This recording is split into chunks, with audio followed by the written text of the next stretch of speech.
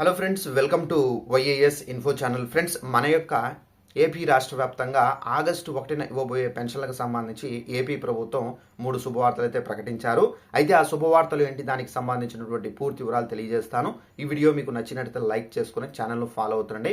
ఇక వివరాల్లోకి వెళ్ళినట్లయితే మన యొక్క ఏపీ రాష్ట్ర వ్యాప్తంగా పెన్షన్దారులు ఎవరైతే ఉన్నారో వారందరికీ సంబంధించి ఆగస్టు 1న ఇవ్వబోయే పెన్షన్లకు సంబంధించి మనకి ఏ శుభవార్తలు ప్రకటించారంటే, మనకు ఆగస్టు 1న ఇవ్వబోయే పెన్షన్లకు సంబంధించి ఏపీ ప్రభుత్వం మనకు ఎవరైతే ముందు పెన్షన్లకు సంబంధించి అప్లై చేసుకొని ప్రజెంట్ ఒక ప్రదేశంలో ఉంటూ వేరొక ప్రదేశానికి వెళ్ళి స్థిరపడిన వాళ్ళు చాలామంది అయితే ఉన్నారు.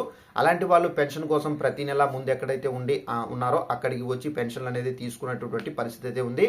సో ఇలా వాళ్ళు ఏంటంటే ఇబ్బందులు అయితే పడుతున్నారని చెప్పేసి ప్రభుత్వం అయితే మనకు దీన్ని గుర్తించి సో వీరికి సంబంధించి పెన్షన్ ట్రాన్స్ఫర్ ఆప్షన్ అయితే తీసుకొచ్చారు.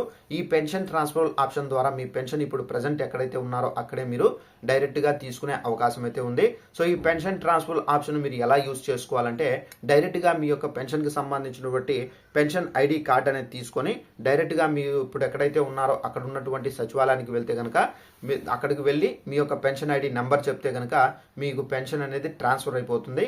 అలాగే కొత్త పెన్షన్లకు సంబంధించి కూడా అతి త్వరలోనే విడుదల చేయబోతున్నారు.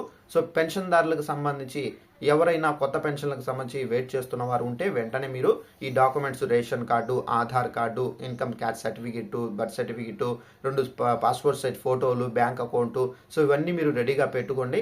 సో ఇవన్నీ రెడీ పెట్టుకుంటే మనకు అతి త్వరలోనే దీనికి సంబంధించి ఎస్ఐఆర్ సర్వే ఏదైతే నడుస్తుందో సో ఈ సర్వే అనేది కంప్లీట్ అయిన వెంటనే మనకు కొత్త పెన్షన్లకు సంబంధించినటువంటి వితంతు పెన్షన్లకు సంబంధించినటువంటి అప్లికేషన్ అయితే విడుదల చేస్తారు. వెంటనే మీరు అప్లై చేసుకోవచ్చు.